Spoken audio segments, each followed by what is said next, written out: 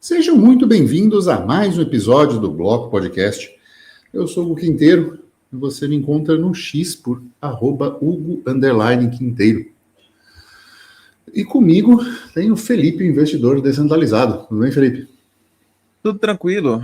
Twitter também, @investidordesk, porque não coube descentralizado. E você não falou o tema dessa vez antes de me apresentar, né? Pois é, no episódio de hoje vamos falar sobre aceitar e usar o SDT. A hora é agora. Agora para ontem, né? Se você está ouvindo agora, meu amigo, foi ontem. Então, assim. Na verdade, assim, nós conversamos um pouquinho antes de gravar esse episódio. Nós já temos conteúdos falando dessa importância. Esses conteúdos já estão disponíveis de forma gratuita, né? Outros episódios há mais de, acho que já deu um ano que eles já estão disponíveis, a gente vem falando disso, como aceitar no comércio e tudo. Mas os acontecimentos recentes no Brasil, né? Eu acho que usar Pix virou aquele novo, os 30 centavos, lembra daquela, acho que 2014, se não me engano, que foi isso, né? Os 30 centavos na passagem de ônibus, que começou a pipocar uma série de manifestações no Brasil, que acabou com a saída da Dilma, né, em 2016. Ah, tá, sei, Né? Então, assim, não é pelos 30 centavos, né? Então, assim, começou, acho que tá começando a rolar uma coisa assim, já não é mais pelo Pix, é porque eu já não aguento mais ser olhado, ser espionado e a financiar esse Estado, né? Nós estamos vendo impostômetros batendo recordes atrás de recordes, 3 bilhões, 3 trilhões, 3 trilhões e tanto, já passamos, né? Estamos no dia 17 de janeiro, já passamos de 100 bilhões de arrecadação. E governo funcionando em déficit e cada dia mais pipocando alguma coisa, não, que agora vai ser tributado aqui, porque agora vai ser tributado aqui, porque, né? E eu acho que estourou a curva de Laffer, né? E o Brasil está entrando numa parte assim, cara, não deixa, parem de me encher, né? Não quero mais financiar tudo isso.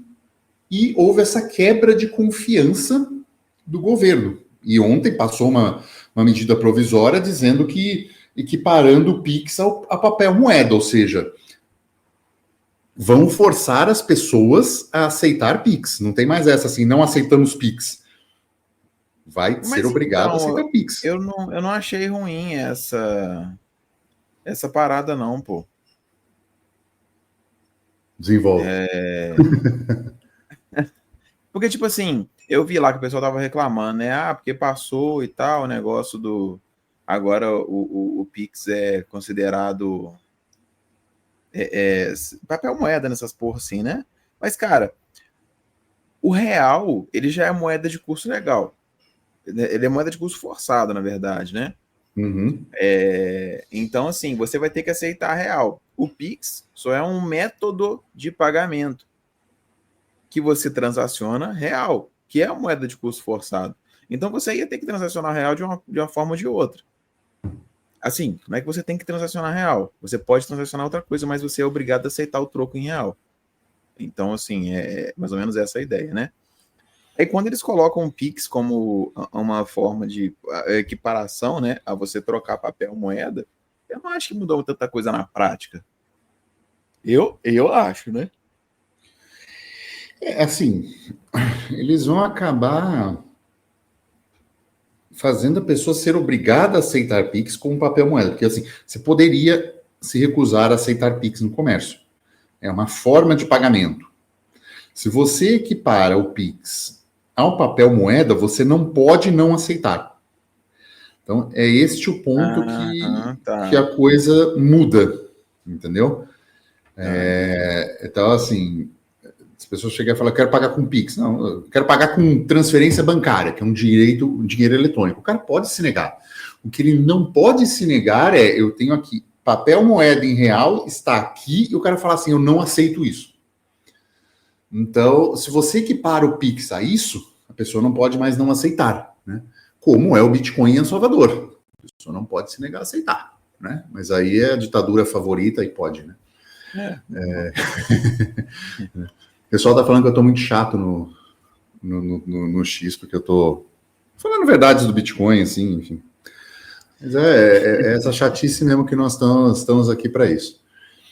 E eu acho que este avanço está chegando num limite, pelo menos de uma parte relevante da população, ou principalmente a parte que produz da população, que arca com esse sistema de forma desigual, numa tentativa falha, assim como toda tentativa socialista de redistribuição de riqueza promovida pelo Estado, e essa redistribuição falha, seja porque tira o mérito, né? Você acaba com a meritocracia, e você ainda assim faz isso de forma mais ineficiente possível, que é a via estatal, que custa muito mais caro para gerar muito menos benefício social, né?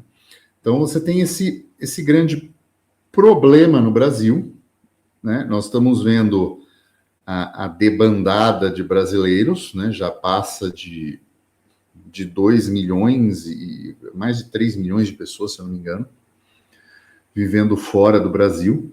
Ainda é muito pequeno, né? Foi até um post do Avelino falando, nossa, são 2 milhões de pessoas, mais de quase 2% da população, não sei o que e tal. Eu falei, calma, Avelino, em Portugal são 20%.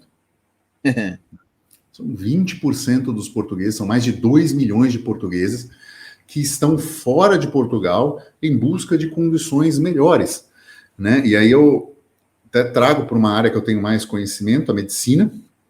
É uma falta absurda de médicos e é aquela coisa, por que um médico vai se formar em Portugal para ter um salário na ordem de 80, 100 mil euros por ano, se ele pode validar um diploma para Luxemburgo e ir para 200 mil euros por ano? Nossa Senhora. Entendeu? Então, né, ou Espanha, 150 mil euros, né? Bélgica, tem bastante coisa, Bélgica, Suíça, né? E ir para outras faixas de rendimento, viver outra realidade, outra fase de vida. Então, há falta de mão de obra especializada aqui, porque os salários não são compatíveis, né? Então a pessoa olha a oportunidade e realmente migra para outro país. Isso eu estou falando de trabalho qualificado, não qualificado também é mais ou menos a mesma coisa.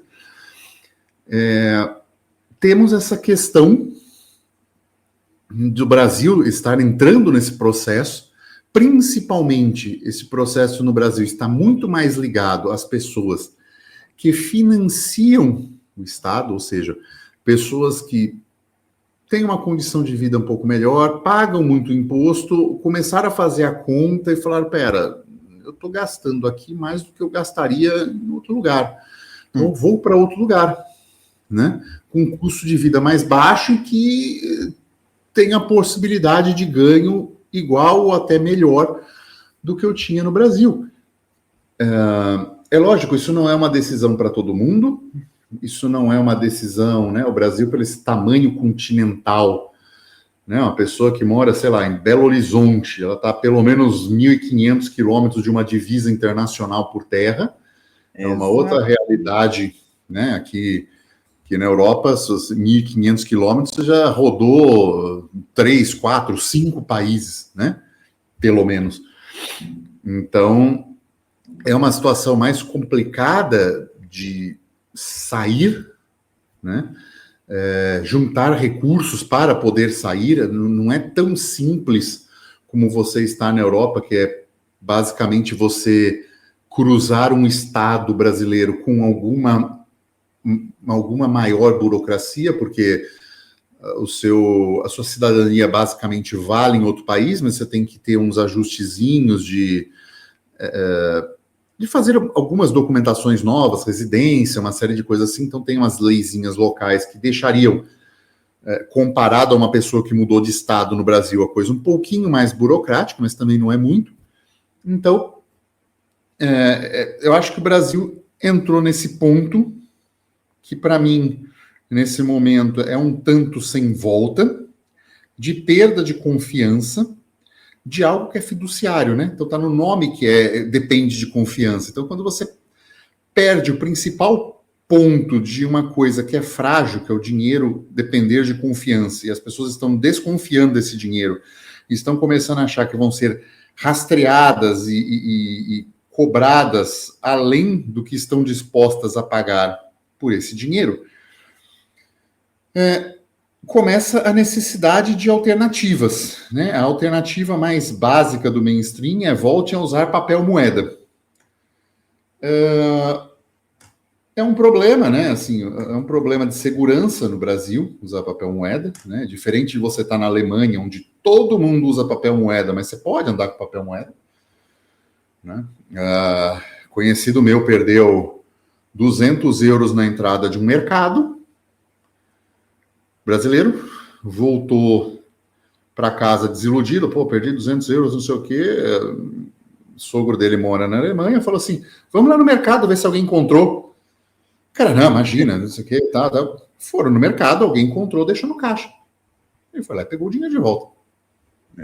Entendeu?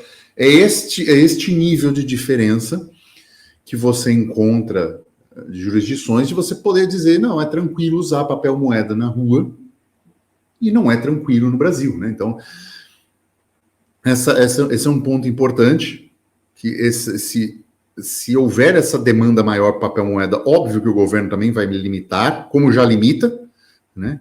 Saques e afins. Então, há esse problema maior e nós já temos um povo acostumado a lidar com QR Codes. Né? E eu acho que esse é um ponto importante para o uso do SDT, né, Felipe? Cara, com certeza, assim, a gente já tá meio que... É o que eu falo, né? Até respondi isso no Twitter ontem. O cara que pega e usa o Pix, o cara pega, escaneia um QR Code e manda. Ele não sabe como é que funciona, ele não sabe a linguagem de programação do aplicativo, ele não sabe nada disso, ele só pega e manda. O SDT vai ser a mesma coisa.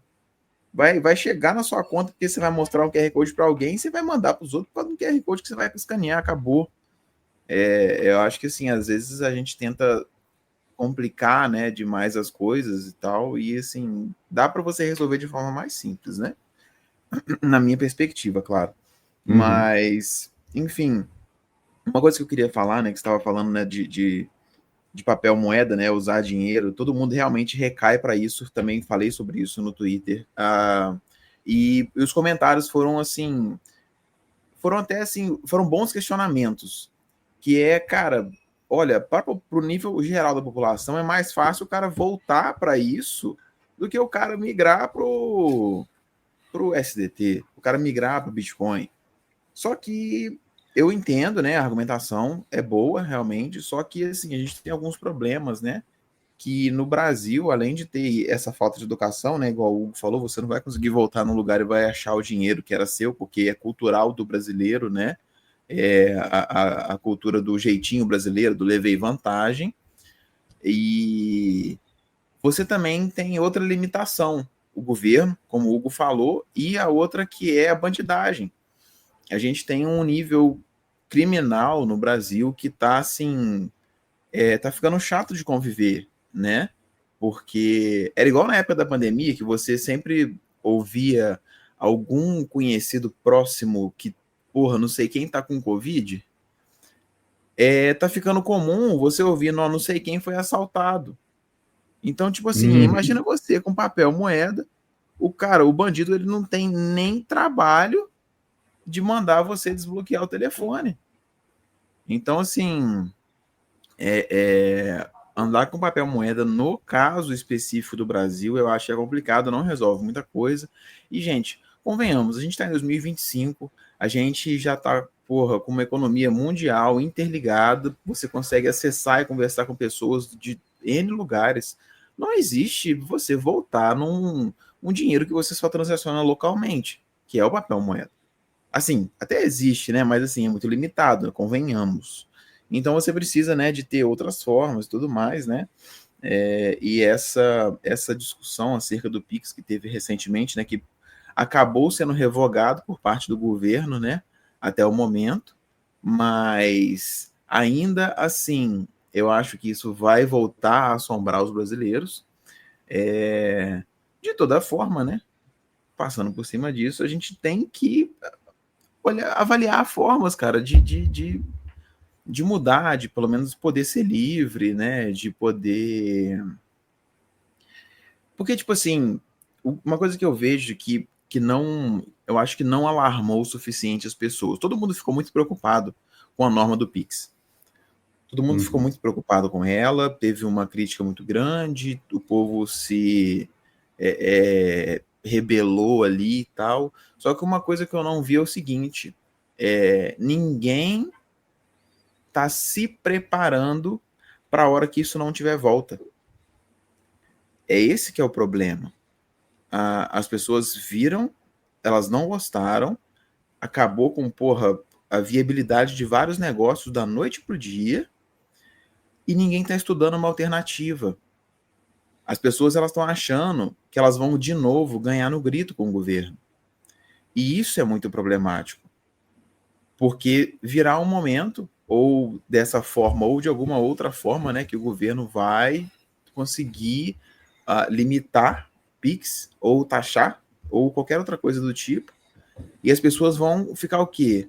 Fazendo vídeo na internet, achando que é isso que vai mudar a postura do governo. E às vezes não vai, e você vai ficar limitado, e o governo vai ficar ganhando seu dinheiro e pronto. Então, assim, aí que entra, né, o que eu acho que é válido, por isso a gente está falando disso de novo, do uso de USDT como essa moeda. Ai, mas por que vocês não estão falando de Bitcoin? Cara, o Bitcoin eu acho que ele vai ser um pouco mais complexo, porque para fins de transação você teria que usar Lightning. Não é todo mundo que vai entender usar Lightning. Tem muita gente que estaria migrando para isso por necessidade, não é porque gosta de Bitcoin, não é porque gosta de criptomoeda. O cara só vai estar migrando para o USDT porque, não tem outro jeito e ele não vai usar Pix. Então, assim, não tem como você sair empurrando Bitcoin numa dessa. O que a gente está trazendo é uma alternativa de você continuar transacionando os valores que você transaciona, ou até mais, ou até poder aumentar, expandir o nível do seu negócio, o nível do seu comércio, sem que haja uma interferência estatal em cima do que você faz, seja ela através de cobrança de impostos, seja ela através do aumento de burocracias, ter que mudar o regime jurídico da empresa ou coisa do tipo. Então, a grande ideia da gente estar falando isso de novo é isso. É conseguir trazer para as pessoas essa possibilidade, uma alternativa para você conseguir se manter no jogo, é se manter movimentando dinheiro, pagando conta, transacionando, é isso mesmo. Então, assim, é não perdendo o poder de compra. A gente fez uma postagem sobre isso no final de 2024, que só de você estar em dólar ao longo do ano, você teria ganhado mais do que o CDI ganhou estando em reais, com dinheiro aplicado. Então, assim, é muito importante avaliar isso e a gente quer tentar trazer esses meios, né?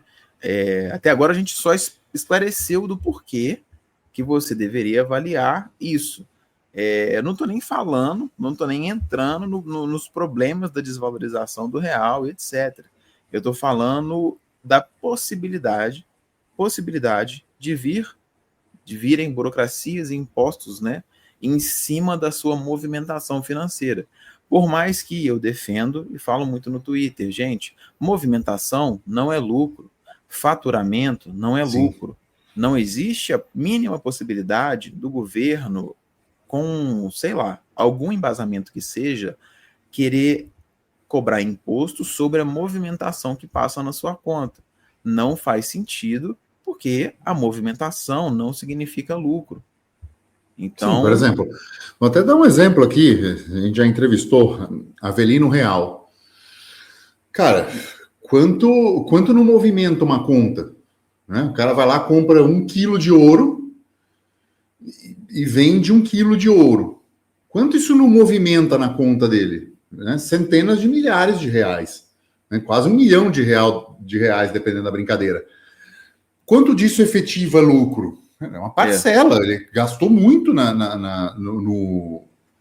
matéria-prima, né? Que é o ouro, para vender, para fazer barras, enfim. Quanto ele gastou com funcionário, com uma série de coisas, né?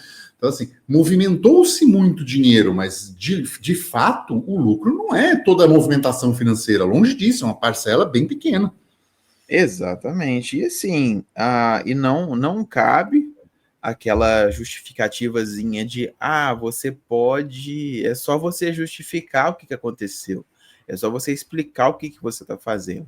A justificativa não é válida. Primeiro porque você está gerando uma burocratização da sua liberdade de movimentar dinheiro. Gente, transacionar não é crime, pelo menos ainda não é isso no Brasil, né?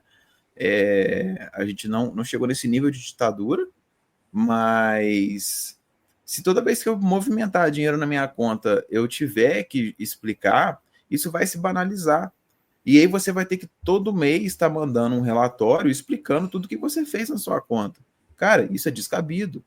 Isso é aquele pequeno processo, aqueles pequenos passos que levam a essas ditaduras, a esses países totalitários, que quando a gente para e olha, a gente fala assim, nossa, como que esse país chegou nesse ponto? É assim, é devagarzinho, entendeu? Então a gente tem que tomar muito cuidado com essas medidas e tem que cortar reto com esse tipo de coisa. Esse tipo de coisa é inaceitável.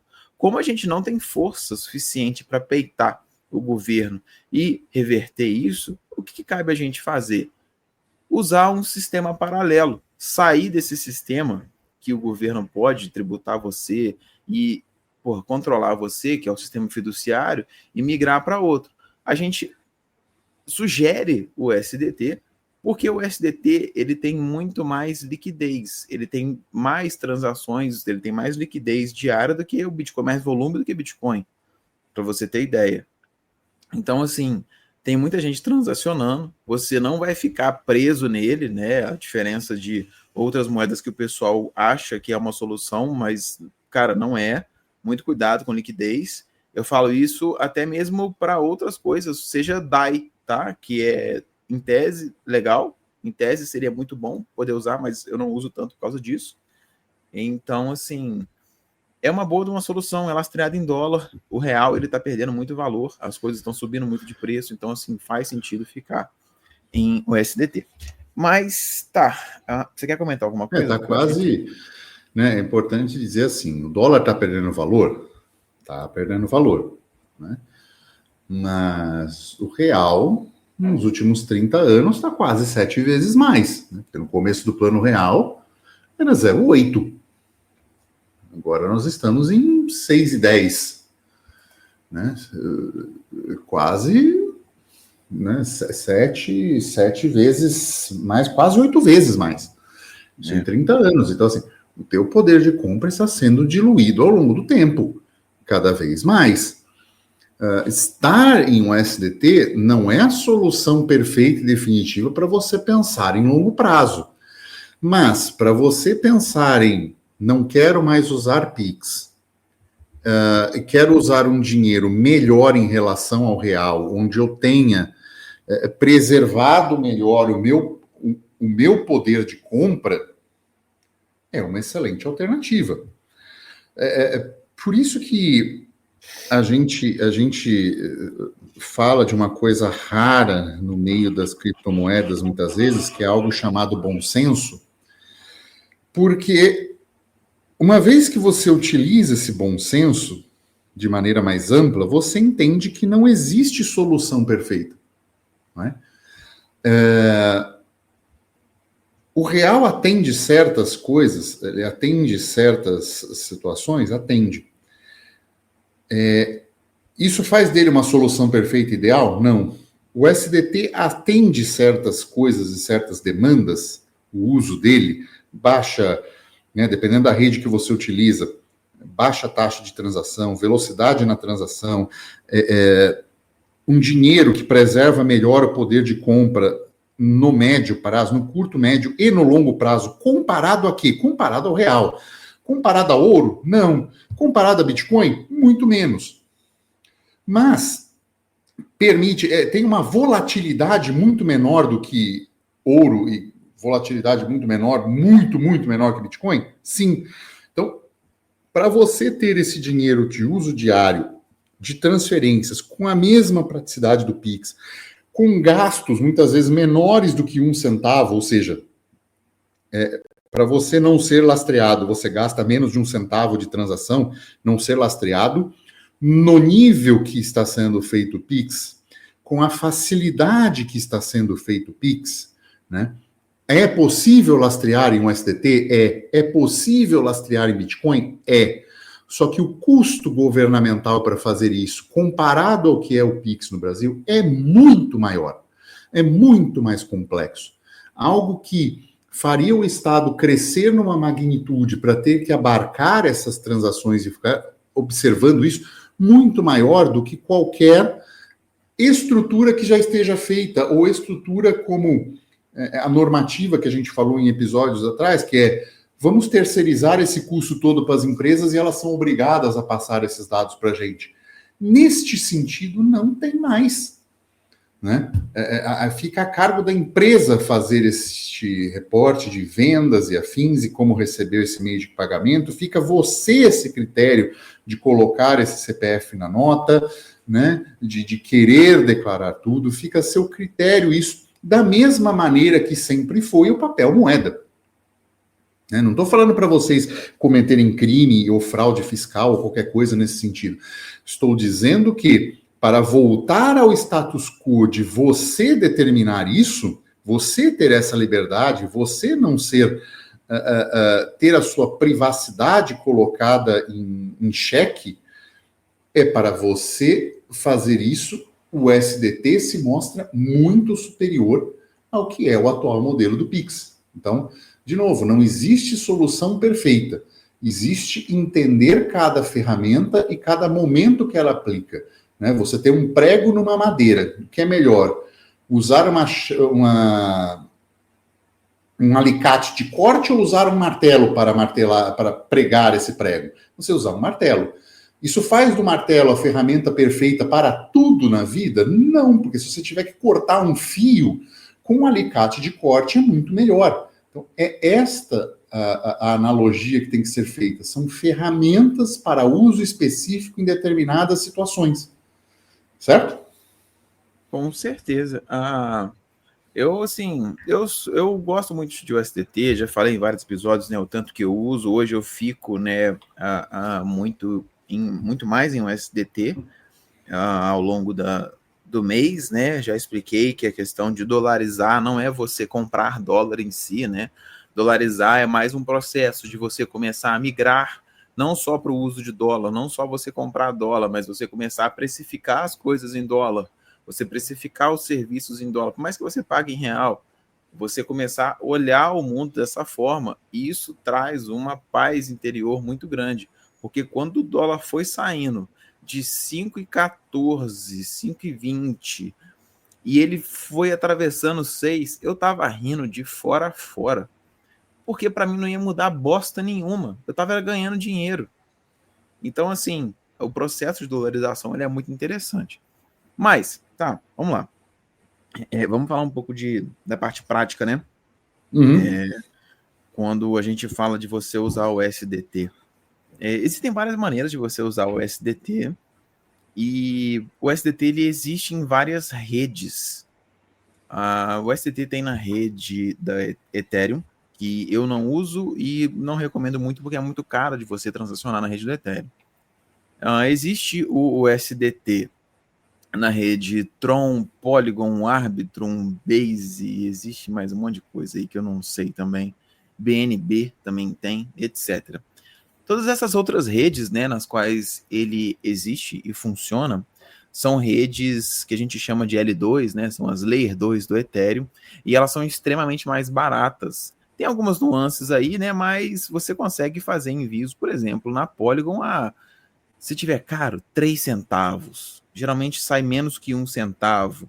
Na BNB, a mesma coisa. BNB, se der 1 centavo, tá errado. Então, assim, você consegue movimentar assim, a custos ínfimos. Um custo que vale a pena você pagar 1 ou 3 centavos, 5 que seja, para você não ter a movimentação atrelada ao seu CPF ou seu CNPJ. É super válido. Dentre essas várias possibilidades que você tem de transacionar, né, você escolhe uma delas e você transaciona com outras pessoas dessa forma. Existem carteiras, né, que você pode usar dessa forma. Se você está usando esse dinheiro para transacionar, eu estou presumindo que não é muito dinheiro e não vai ser hold que você vai fazer na sua carteira. Até porque, se você for fazer hold, faça num lugar separado. Não use a carteira que você usa para transacionar, para sair na rua, para ficar com todo o seu dinheiro, com um apartamento lá em USDT, né? E você andando com essa carteira na rua, que não é nenhuma cold wallet, nem nada. Que a gente sugere? Eu, Felipe, nunca tive problemas com a Exodus. Ela é muito boa, apesar de ter que tomar o devido cuidado, porque ela é de código fechado. Eu nunca tive problema, ela funciona muito bem, ela é fácil de usar, ela é bonita de usar, ela atende o USDT em todas essas redes e atende a demanda, às vezes, de você simplesmente transacionar. Se você conseguir trocar o USDT por USDT, né, se a pessoa final receber o USDT e você quiser passar o USDT ou vice-versa, é uma alternativa interessantíssima. Outra opção que é muito boa... Fala, você quer falar? Sim, não, estava só concordando. Outra opção que é muito boa e que é de código aberto é a Cake Wallet, que tem Monero, tem Bitcoin e tem o USDT em algumas redes. Eu acho que é Polygon, eu sei que tem, Ethereum, eu sei que tem. Eu não vi mais qual que tem, não. Mas é uma alternativa muito boa também, funciona muito bem, você consegue salvar contatos, você consegue escanear QR Code, colar endereço, colocar lá o valor em dólar e pronto, e fazer o envio. Simples assim. Então, assim, você já tem os meios, né, para você fazer isso, que vai ser, no caso, só usar a carteira e pegar e mandar. Vai depender, é claro, que você receba, né, ou tenha acesso a esse USDT. Se você consegue vender coisas, serviços, produtos e receber em USDT, você vai poder ajudar a circular essa economia em USDT e pagar por serviços com o USDT. Maravilha, esse é o ideal do ideal. Mas não é a realidade de todo mundo. Então, às vezes, você vai precisar comprar o USDT, ou que seja parte só, né, do seu salário, você vai comprar em USDT para você transacionar e começar a fortalecer essa economia circular, começar a mostrar para mais pessoas que você está usando esse negócio e que ele é interessante, blá, blá, blá. E aí, o que eu faço para converter real, que às vezes eu recebo em USDT, é a nossa parceira Sovereign Swap. O link está na descrição, você pode chamar eles no Telegram, através do atendimento humano, através do bot, ou veja no site. Eu compro direto com eles, eles mandam um USDT na rede que eu escolhi, direto na minha carteira, é o que faz sentido. Eu prefiro ficar com parte do meu saldo em USDT. Na verdade, sinceramente, eu fico com muito pouco do meu dinheiro em real. Não só porque eu ganho na valorização do dólar, que tem sido muito mais comum do que a valorização do real, mas porque também eu já consigo ficar com grande parte do meu dinheiro em autocustódia, diferente do que eu teria com real. Pô, não é o meu caso, mas digamos uma pessoa que tem uma movimentação mensal aí um pouco mais alta, de uns 20, 30 mil reais por mês, porque o cara ganha mais ou porque o cara mexe com essas coisas. Se em algum momento uma das suas contas bloqueia, cara, é um ferro danado. E eu falo isso porque eu já passei por esses problemas. Então, assim, é muito melhor você ficar na autocustódia mesmo, e nessa autocustódia você eventualmente voltar para real se for preciso, do que você ficar só em real. Avalie a sua realidade, veja a viabilidade, veja os preços, etc. Outra coisa, se você não conseguir pagar em um USDT no fim das contas e achar que comprar o USDT para depois voltar para real é muito caro porque você paga spread, no caso da Sovereign lá, que é um P2P, o que eu sugiro você fazer? Link na descrição, faz um cartão, Redot Pay ou off-ramp. Você vai, faz um cartão de cripto, joga direto, quando você compra na Sovereign, joga direto o saldo para dentro desse cartão de cripto e paga as coisas no crédito com o cartão, que vai descontar lá tudo, vai fazer a conta, vai fazer a conversão, vai descontar em dólar e pronto. Se você prestar atenção ainda, e você pegar, por exemplo, acho que os dois são, tanto da Off-Ramp quanto da Redot Pay, eles são sediados lá em Hong Kong. Tem KYC? Claro que tem. Mas... só um detalhe. O KYC tem a ver com outro episódio que a gente fez recente sobre KYC, né? O problema do KYC tem a ver com a estatização dele, né, para controle. Mas o KYC per se é muito positivo, porque evita uma série de golpes e aumenta a tua segurança como usuário. Então, se você acha que todo KYC, todo KYC é ruim, dá uma olhada nesse episódio também. Com certeza. Enfim, aí... Não, tranquilo. Que aí você, tipo assim, você pode usar, né? Se você não for transacionar direto o USDT para o USDT, que seria o ideal, transação cripto entre wallets, seria o ideal, você pode estar usando um cartão cripto, que assim, faz muito mais sentido, né? A gente vai, eventualmente, né, com isso, chegar numa discussão que é a falta dos benefícios, né, que você tem de cartão de crédito e de bônus e de parcelamento e etc., que você tem, né, com os cartões tradicionais e que você não tem com o cartão cripto, né, ou com essas coisas. E o que eu te digo é o seguinte: a gente está acostumado com parcelamento, né, a gente até faz bom uso do parcelamento quando você parcela, né, se não tem desconto à vista, por conta da inflação no Brasil. Só que parcelar a dívida em real, né, se você ia pagar com real, até faz sentido e tal, legal. Eu faço isso, mas essa concessão de crédito, ela pode vir a ser um problema no futuro. Principalmente se a gente tiver algum problema aí, né, alguma crise financeira mundial, essa concessão de crédito ela vai diminuir, ela vai acabar e as pessoas seriam obrigadas a voltar a viver no débito, né? Tipo assim, se você tem na conta, você compra, senão você não compra. Então, sei lá, não se apegue tanto a isso. Eu não estou falando para você deixar de ter o cartão de crédito natural, nem deixar de usar, muito pelo contrário. Mas eu acho que essa mudança, né, onde você pode pegar uma dessas wallets que eu estou falando, ou contratar um serviço desse que eu estou falando, recarregar um cartão desse que eu estou falando, e sair aí passando que vai ser aceito em qualquer comércio, porque os cartões de cripto que eu falei, eles são Master, né, a bandeira deles, é a Master e Visa, na verdade, são os dois, eu acho. Então, assim, vai ser aceito em qualquer lugar. Esse tipo de coisa, ele só começa a pegar mesmo quando você começa a fazer. Então, existe essa necessidade de você realmente começar a fazer.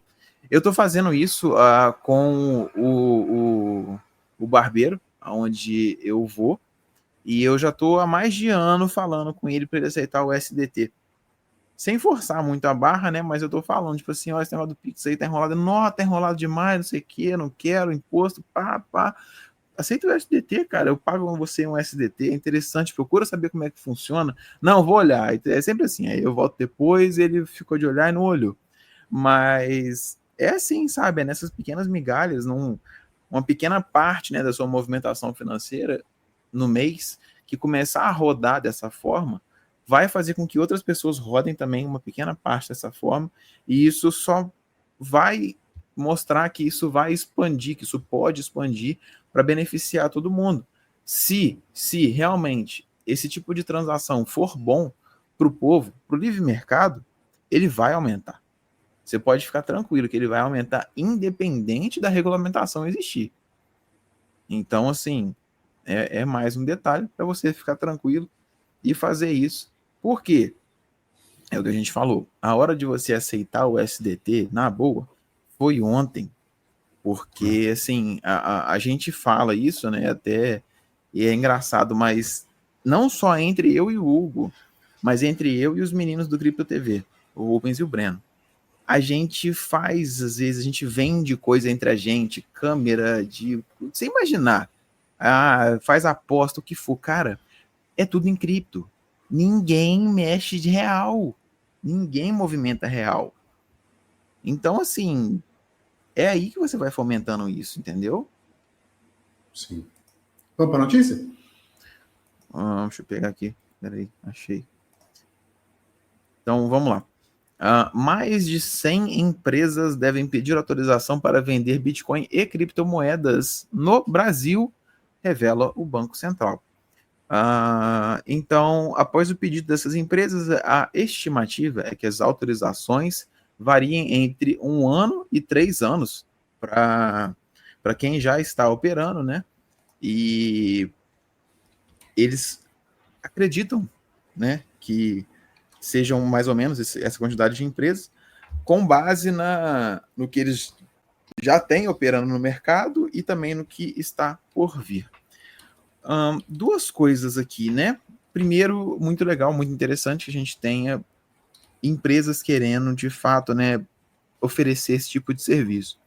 Como a gente acabou de falar aqui, é um trabalho de formiguinha, que quando você vê, quando você percebe o nível que ele atingiu, você fala assim, não percebi ele chegar, não vi isso acontecer, cara, que loucura que está nesse ponto. E é o que está sendo com o Bitcoin, por exemplo. Está todo mundo abrindo alguma coisa que vende, fazendo uma reserva, aceitando isso e aquilo. Então a gente tem, né, empresas que estão querendo abrir isso no Brasil, né? Pô, vai entender, né? Você querer abrir isso no Brasil. Mas que legal, né? É interessante, por mais que eu acho que as regulamentações do Brasil sejam realmente muito ruins, fortes, apertadas e burocráticas. É legal que isso esteja acontecendo porque você tem cada vez mais meios de acesso a esses serviços, a esse tipo de coisa, e isso vai com certeza aumentar esse tipo de adoção. Ainda assim, só um detalhe, eu acho que não cabe a gente a deixar ao tempo, ao bel prazer dos deuses, para que a gente passe a mudar, né, a gente consiga mudar da moeda fiduciária. Isso tem que ser um processo ativo, porque ele pode durar 300 anos, ele vai acontecer, mas ele pode durar, 10, se todo mundo quiser fazer. Com certeza. Você hoje já pode viver no padrão cripto. A grande maioria dos teus gastos, né? Inclusive pagamentos de contas do dia a dia, né? Nosso parceiro, a Sovereign Swap. Então, cabe a você, né? Assim, esse processo já pode ser 100%, dependendo do que você considera importante. Então, assim, é aquela frase do Amoedo que eu concordo. A salvação é individual. Então, você pode hoje já estar, entre aspas, salvo, né? Mas, assim, estar num padrão monetário superior, desde que você queira, certo? Então, com isso, vamos chegando ao final de mais um episódio. Lembre-se, chegou até aqui, deixa o like, deixa o teu comentário, envia esse episódio para alguém que fica falando em voltar a usar papel moeda nessa altura do campeonato no Brasil e validar o uso de uma moeda fiduciária que nós já amplamente demonstramos que é muito pior que o dólar. Então, mostra isso para ele, mostra que o alcance e a praticidade com que isso acontece é tão ou mais prático até que o próprio Pix, com um nível de rastreabilidade muito menor, ou com um custo para quem está vigiando muito maior, né? E é isso. Ficamos por aqui e tchau.